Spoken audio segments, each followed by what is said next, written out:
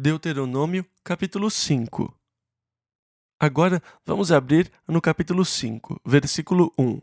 E chamou Moisés a todo o Israel, e disse-lhes: Ouve, ó Israel, os estatutos e juízos, e aprendê-los-eis, e guardá-los-eis para os cumprir. Você deve fazer essas três coisas: aprender, guardar e cumprir os estatutos. Versículo 2: O Senhor nosso Deus fez conosco aliança em Horebe. Uma aliança condicional.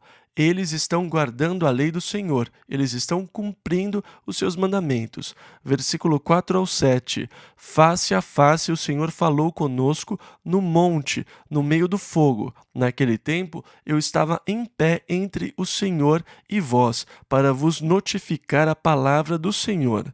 Porque temestes o fogo e não subistes ao monte, dizendo: Eu sou o Senhor teu Deus, que te tirei da terra do Egito, da casa da servidão.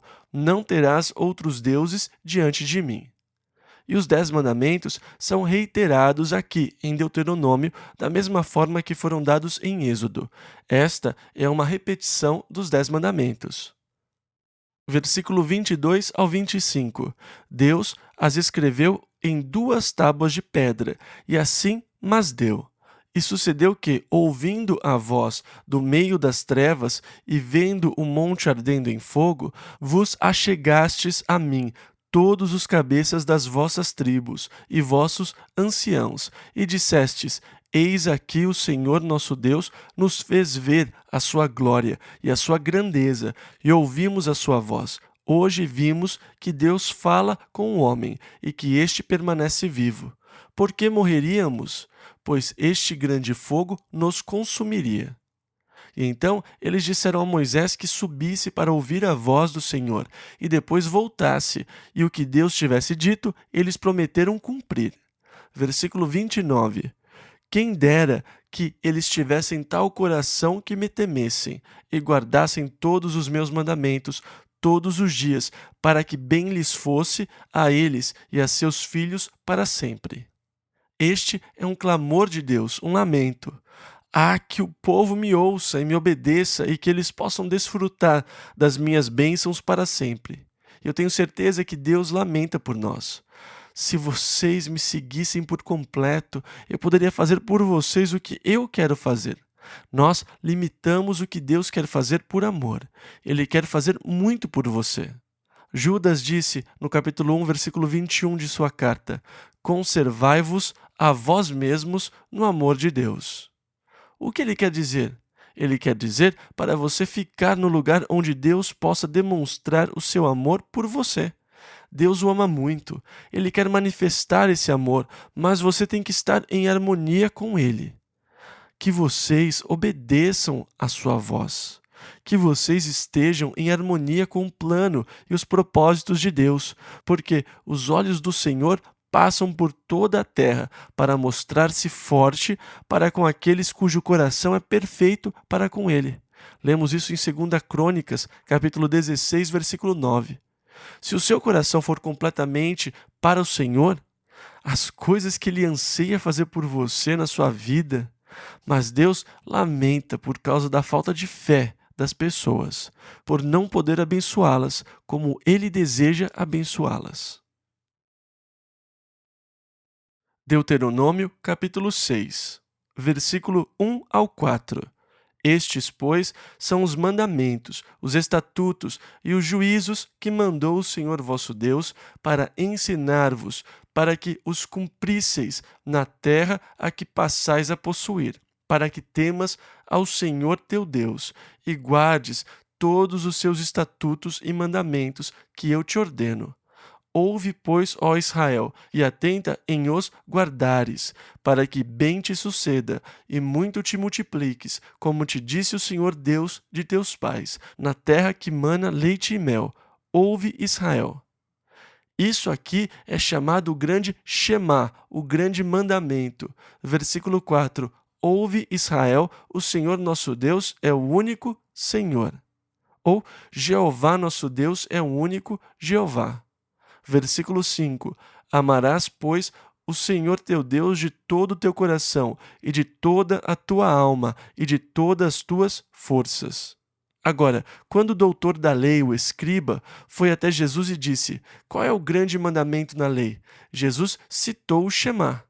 Versículos 4 e 5. O Senhor nosso Deus é o único Senhor.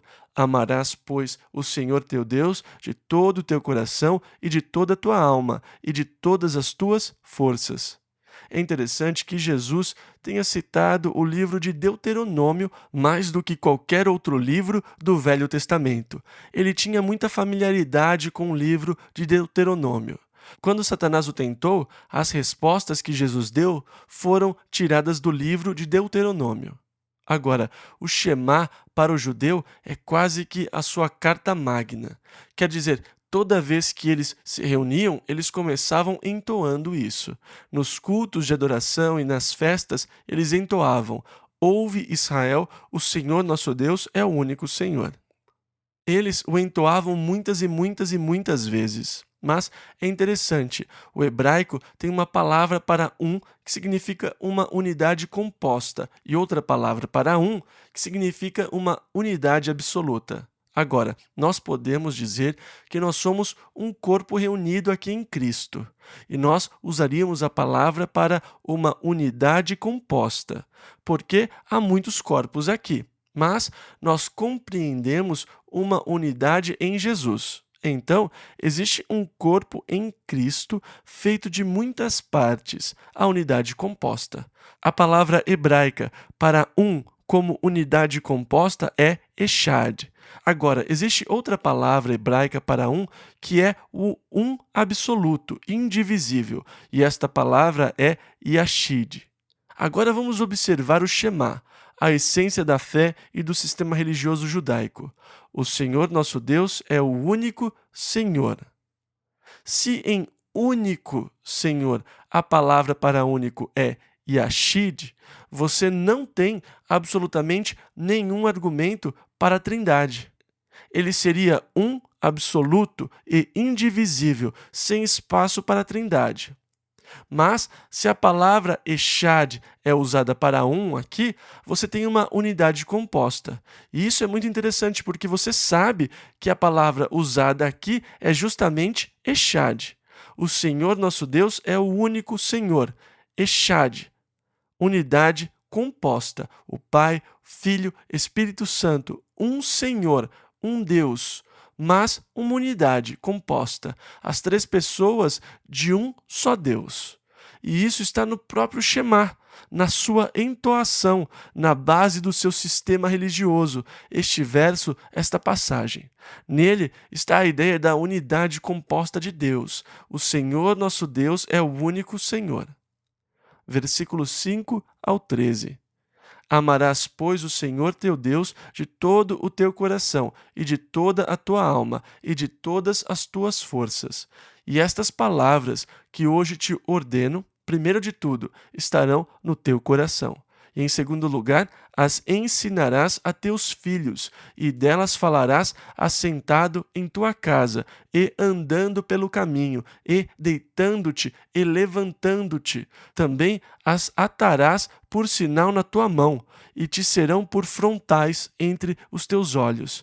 E as escreverás nos umbrais de tua casa e nas tuas portas.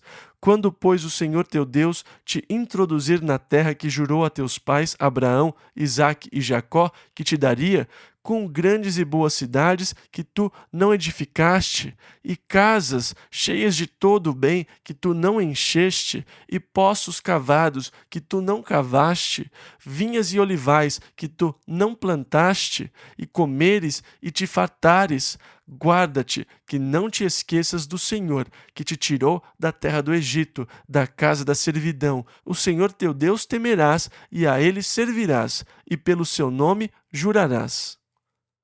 Agora, Deus queria que a vida, o pensamento, o estilo de vida dos judeus fossem permeados por Deus e pela sua palavra. E eu gosto disso. Eu acho que nós precisamos conversar mais sobre Deus. Agora, normalmente, eles só tinham um quarto e toda a família ficava junta para dormir. E, à noite, eles conversavam sobre Deus. Quando as luzes são apagadas e está escuro lá fora, comece a conversar sobre Deus, a lei e os mandamentos do Senhor. Quando você acordar de manhã, comece conversando sobre o Senhor. Quando você estiver andando com seus filhos no caminho, converse com eles sobre Deus. Quando você estiver à mesa, que a sua conversa seja sobre Deus. Que Deus não seja uma parte, que Deus não seja uma parte, que Ele não seja apenas uma parte, mas a totalidade da sua vida, somente a palavra de Deus e as coisas de Deus. Amarre-a no pulso, a prenda na fronte. Então, o judeu tinha uma pequena bolsa de couro, onde eles colocavam os mandamentos, e eles amarravam essas caixinhas com a lei de Deus na testa, entre os olhos. Eles a amarravam no pulso. Eles pegavam as pequenas mezuzas que tinham uma cópia da lei e as pregavam na porta e na ombreira da porta. Nos lares ortodoxos, eles ainda fazem isso. Quando eles entram e saem de casa, eles beijam os dedos e tocam na pequena mezuzá da lei de Deus, expressando o amor que eles têm pela lei de Deus. E eu acho isso ótimo. Eu amo isso. Escreva os mandamentos no painel do seu carro. Sabe, cerque-se da palavra de Deus, dos mandamentos e dos estatutos do Senhor. Que isso seja uma parte vital da sua vida. Malaquias disse uma coisa interessante lá no capítulo 3, versículo 16. Ele falou: aqueles que temeram ao Senhor falaram frequentemente um ao outro, e o Senhor atentou e ouviu, e um memorial foi escrito. Sabe o que eu gosto nisso? É que toda vez que você se reúne com os seus amigos e começa a conversar sobre o Senhor sempre dá uma espiada. Ele gosta de ouvir o que você fala sobre ele. O Senhor tem um livro de memórias e eles serão como joias preciosas naqueles dias. E então aqueles que temeram ao Senhor falaram frequentemente um ao outro. Ah, que nós pudéssemos conversar sobre Jesus mais. Ao deitar, ao acordar, andando, indo a algum lugar, nós iríamos nos cercar do conhecimento e da consciência da presença do Senhor. Agora, ele os exorta a não esquecer. Versículo 14 ao 16. Não seguireis outros deuses, os deuses dos povos que houver ao redor de vós, porque o Senhor teu Deus, outra advertência, é um Deus zeloso no meio de ti, para que a ira do Senhor teu Deus se não acenda contra ti e te destrua de sobre a face da terra. Não tentareis o Senhor vosso Deus como o tentastes em Massá. Quando Satanás disse a Jesus: jogue-se daqui do pináculo do templo, porque está escrito que aos seus anjos dará ordens a teu respeito, e tomar-te-ão nas mãos, para que nunca tropeces com o teu pé em alguma pedra, Jesus respondeu: também está escrito: não tentarás o Senhor teu Deus. Jesus citou Deuteronômio, capítulo 6 aqui. Ele conhecia Deuteronômio. Versículo 16 ao 23. Não tentareis o Senhor vosso Deus. Diligentemente guardareis os mandamentos do Senhor vosso Deus, como também os seus testemunhos e seus estatutos que te tem mandado, e farás o que é reto e bom aos olhos do Senhor, para que bem te suceda, e entres e possuas a boa terra, a qual o Senhor jurou dar a teus pais, para que lance fora a todos os teus inimigos de diante de ti, como o Senhor tem falado. Quando teu filho te perguntar no futuro, dizendo: que significam os testemunhos e estatutos e juízos que o Senhor nosso Deus vos ordenou? Então dirás a teu filho: éramos servos de Faraó no Egito, porém o Senhor com mão forte nos tirou do Egito, e o Senhor, aos nossos olhos, fez sinais e maravilhas, grandes e terríveis, contra o Egito, contra Faraó e toda a sua casa, e dali nos tirou, para nos levar e nos dar a terra que jurara a nossos pais. Eu acho interessante que Deus tenha sempre instigado perguntas na mente da criança, para que ela possa entender, para que ela possa aprender. Muitas coisas foram projetadas deliberadamente para criar curiosidade e perguntas na mente das crianças. Deus colocou a curiosidade nos seus corações e, como pai e mãe, usem-na. Gastem tempo explicando aos seus filhos quando eles fizerem perguntas. Não os mande embora dizendo: "Ai, não tenho tempo agora." Não, sentem-se com eles e respondam às perguntas. Deus lhes deu um coração curioso para que eles pudessem aprender. Aproveitem-se dessa curiosidade e ensinem os caminhos do Senhor. Deuteronômio, capítulo 7, versículo 1 ao 9. Quando o Senhor teu Deus te houver introduzido na terra e tiver lançado fora muitas nações de diante de ti, mais numerosas e mais poderosas do que tu, e o Senhor teu Deus as tiver dado diante de ti para as ferir, totalmente as destruirás. Não farás com elas aliança, nem terás piedade delas, nem te aparentarás com elas, pois fariam desviar teus filhos de mim, para que servissem a outros deuses. E a ira do Senhor se acenderia contra vós, e depressa vos consumiria. Porém assim lhes fareis. Derrubareis os seus altares, quebrarei as suas estátuas, e cortareis os seus bosques, e queimareis a fogo as suas imagens de escultura. Porque povo santo és, ou separado, ao Senhor teu Deus. O Senhor teu Deus te escolheu para que lhe fosses o seu povo especial, de todos os povos que há sobre a terra. O Senhor não tomou prazer em vós, nem vos escolheu, porque a vossa multidão era mais do que a de todos os outros povos, pois vós éreis menor em número do que todos os povos. Mas porque o Senhor vos amava, e para guardar o juramento que fizera a vossos pais, o Senhor vos tirou com mão forte e vos resgatou da casa da servidão, da mão de Faraó, rei do Egito. Saberás, pois, que o Senhor teu Deus, ele é Deus, o Deus fiel, que guarda a aliança e a misericórdia até 1000 gerações aos que o amam e guardam os seus mandamentos.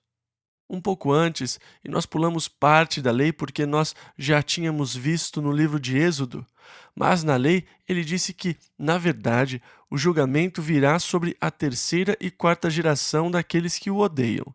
Mas aqui ele declara que Deus mostra misericórdia para com 1000 gerações daqueles que o seguirem. É muito importante que nós cumpramos as alianças do Senhor. Versículos 12 e 13. Será, pois, que, se ouvindo estes juízos os guardares e cumprirdes, o Senhor teu Deus te guardará a aliança e a misericórdia que jurou a teus pais, e amar-te-á e abençoar-te-á, e te fará multiplicar. Então, eles são um povo especial, eles precisam ter consciência dos privilégios especiais. Assim como vocês hoje são um povo especial para Deus, separados, santos, escolhidos. E Deus não os escolheu porque vocês são bonitos, nem porque vocês são adoráveis. A escolha foi feita pela soberana graça de Deus. Ele os escolheu porque Ele os escolheu, simples assim, porque Ele queria escolhê-los e porque Ele tem o direito de escolher quem Ele quiser. Ah, como eu sou grato a Deus por ter me escolhido. Que emoção, né? Que bênção Deus ter me escolhido. Agora, o fato de Deus escolher irrita algumas pessoas, mas não deveria. Deus tem todo o direito de escolher com quem Ele quer se associar, assim como você tem o direito de escolher com quem você quer se associar. Por que eu negaria a Deus os direitos que eu quero para mim mesmo? Existem pessoas com as quais eu não quero me associar de jeito nenhum. Não que eu seja esnobe ou coisa assim, mas porque o estilo de vida delas são totalmente diferentes do meu. Não temos nada em comum. Eu escolho não ter um relacionamento mais estreito com pessoas que fumam charutos. Eu não suporto o cheiro. Eu tenho o direito de escolher não entrar num carro e ser contaminado. E Deus tem o direito, sim, de escolher com quem Ele quer se associar. Isso não me incomoda nem um pouco. Eu fico maravilhado em pensar que ele me escolheu e quis se associar comigo. Isso me deixa muito emocionado. E você diz: ah, mas não é justo que Deus escolha não se associar com algumas pessoas. Eu não sei se é justo ou não, mas este é o direito que Deus tem e ele exerceu esse direito. E quem é você para contestar a justiça de Deus? Você diz, mas ele pode não ter me escolhido. E como você sabe? Bem, eu não sou cristão. Bem, por que você não é cristão? Eu não sei, nunca tive necessidade. Bem, você quer ser um cristão? Não. Ah, então talvez ele não o tenha escolhido. Mas não o culpe, você também não o escolheu. Agora, deixe-me dizer uma coisa: ele nunca rejeitou ninguém. Ele certamente deixa a escolha para você. Ele diz em Josué 24:15: Escolhei hoje a quem sirvais. Ele também disse em João 6,37: Todo o que vem a mim de maneira nenhuma o lançarei fora. E então, se você não sabe se ele o escolheu ou não, aceite Jesus Cristo e você vai descobrir que ele o escolheu. E você não vai mais discutir sobre isso porque ele o terá escolhido. Por que você iria discutir? Ah, você diz, mas eu não quero aceitá-lo. Bem, então este é o seu problema. Ele provavelmente não o escolheu e você está perdido. Mas aqui Deus elegeu, por sua soberana vontade, escolher estas pessoas, não porque elas fossem maravilhosas, nem porque elas fossem fiéis ou algo parecido, mas porque ele exerceu seu poder de escolha. O amor de Deus pelos seus antepassados, a fidelidade de Abraão. Ele havia feito uma promessa a Abraão de que por ele, por sua descendência, viria o Messias. Nós lemos em Gênesis 18:18: Nele serão benditas todas as nações da terra. E por isso eles desfrutam do benefício da fé do seu pai Abraão.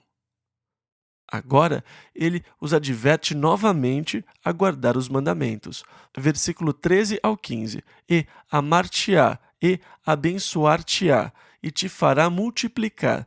Abençoará o fruto do teu ventre, e o fruto da tua terra, o teu grão, e o teu mosto, e o teu azeite, e a criação das tuas vacas, e o rebanho do teu gado miúdo, na terra que jurou a teus pais dar-te.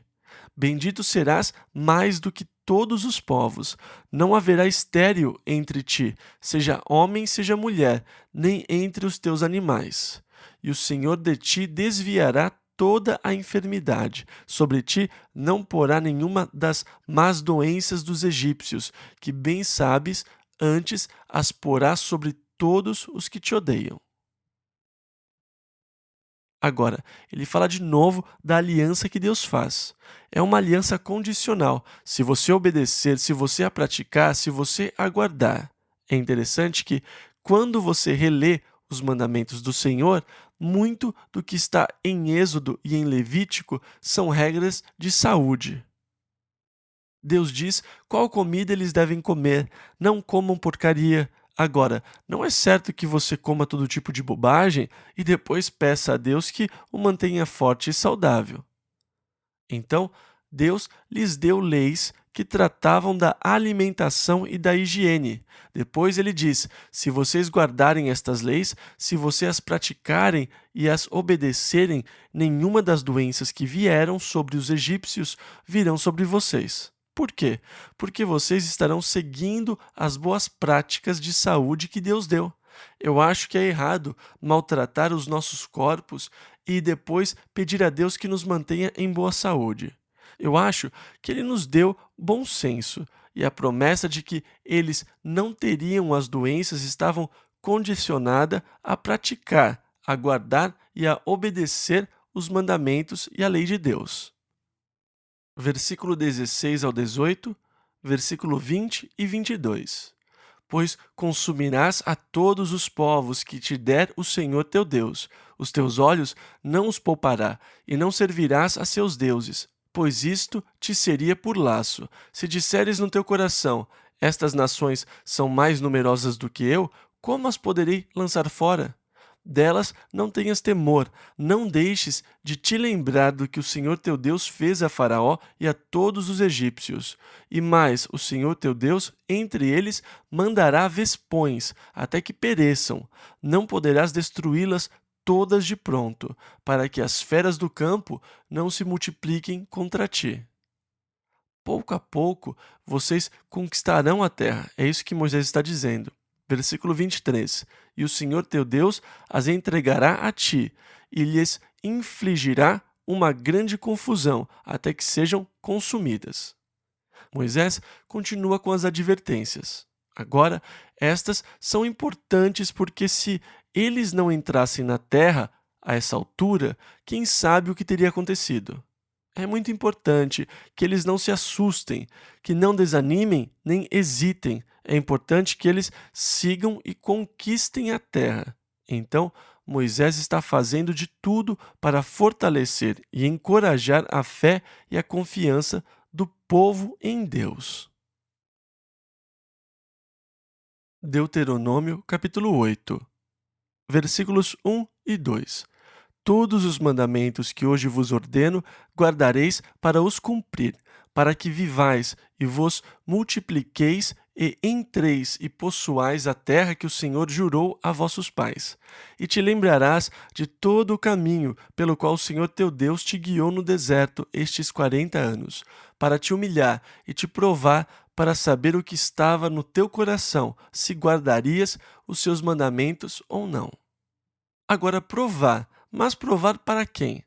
Todo o caminho nestes 40 anos no deserto, o Senhor te guiou, para te humilhar e te provar, para saber se guardarias os mandamentos. Não para provar a Deus, ele já sabia desde o princípio, mas para provar a eles mesmos. Muitas vezes, Deus nos faz passar por testes, não para provar qualquer coisa a Ele, é para provar para nós mesmos. Às vezes, nós achamos que somos mais fortes do que somos, e Deus nos faz passar por testes para nos mostrar como somos fracos e que precisamos depender dele. Nós não podemos depender de nós mesmos, nós temos que confiar no Senhor.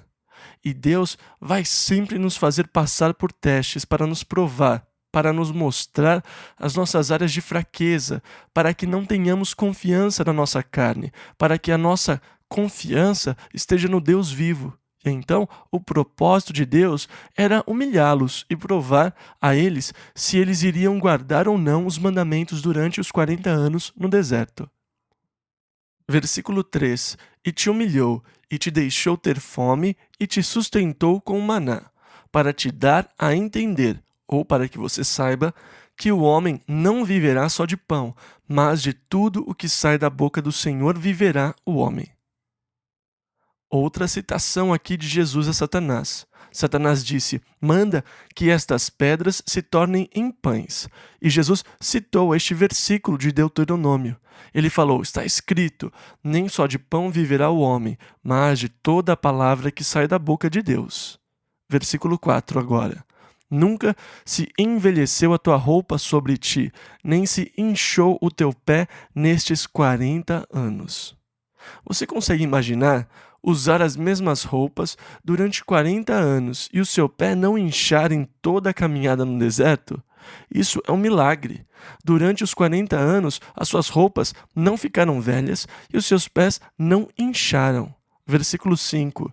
Sabes, pois, no teu coração que, como um homem castiga seu filho, assim te castiga o Senhor teu Deus.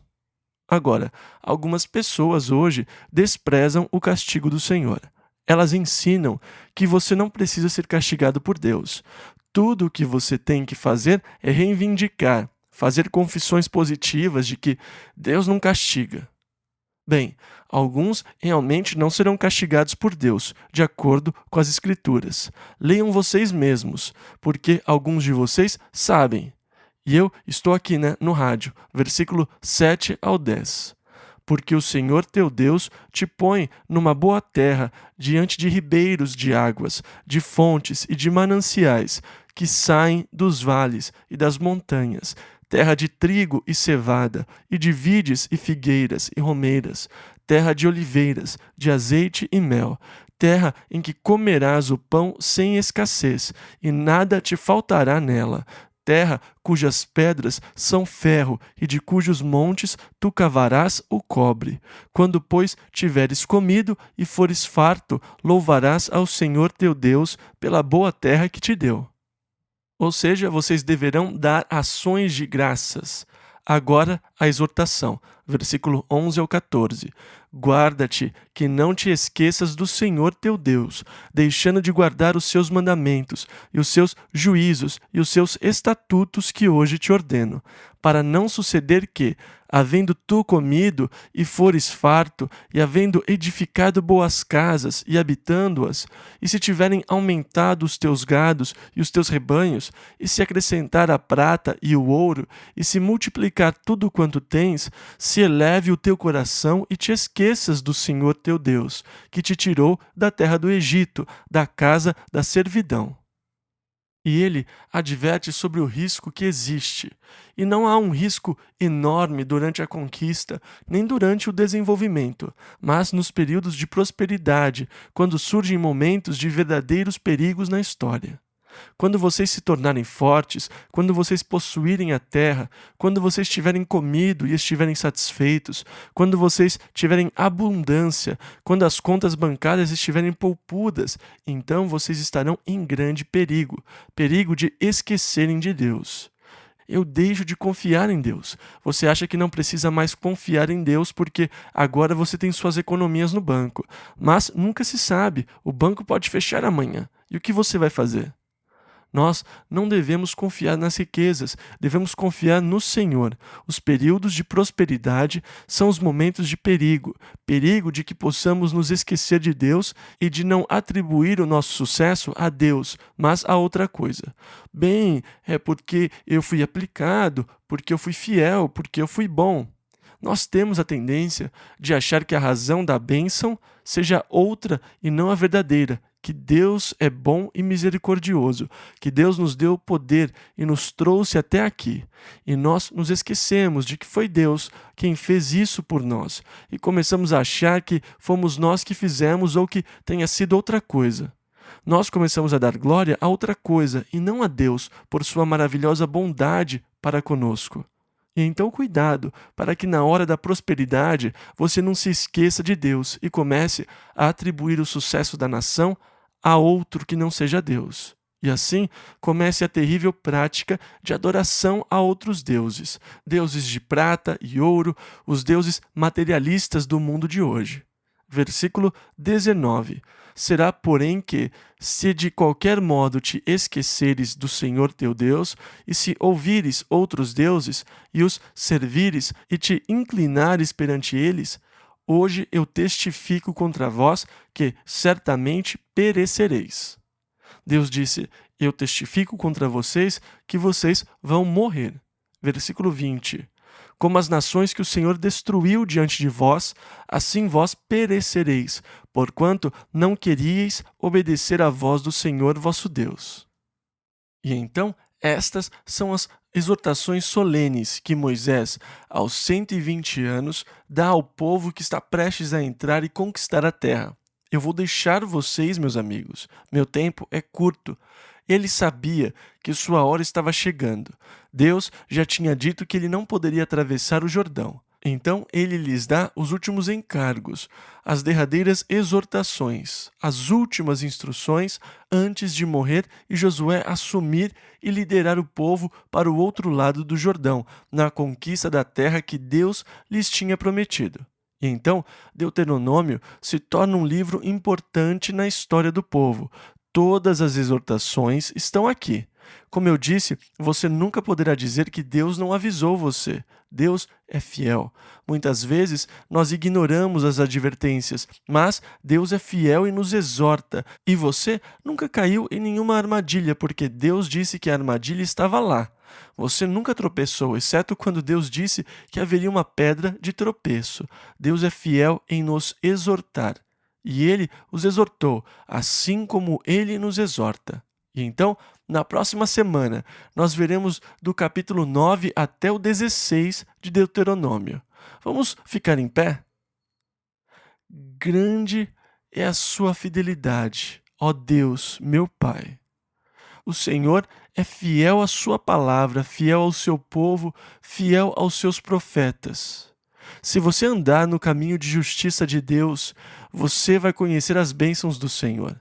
Elas estarão ao seu redor e o cercarão como o ar que você respira. Ah, que os homens caminhem com Deus e o sigam, que entreguem suas vidas para obedecer à vontade de Deus, para agradá-lo mesmo. Que este seja o nosso compromisso essa semana. Deus, que a minha vida possa ser agradável ao Senhor em tudo o que eu fizer e em tudo o que eu disser. Sejam agradáveis as palavras da minha boca e a meditação do meu coração perante a tua face, Senhor, rocha minha e redentor meu. Quando eu me deitar, quando eu me levantar, quando eu me sentar, quando eu escrever o que quer que seja, que haja a consciência de Deus, que eu converse sobre Deus e sobre os seus caminhos, sobre a sua bondade e a sua justiça, para que eu possa viver na presença contínua, viver consciente da presença de Deus e assim ser agradável a Ele.